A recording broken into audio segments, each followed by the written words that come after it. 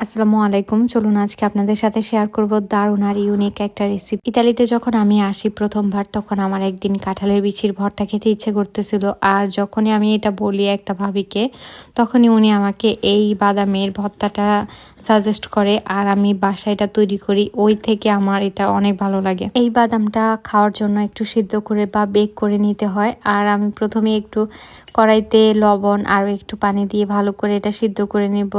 মাঝখানে কাস্তানিয়াগুলো একটু কেটে নিয়েছি, যাতে করে ভিতরের যে চামড়াটা আছে ওইটা তাড়াতাড়ি খুলে যায় বা সহজে খুলে যায়।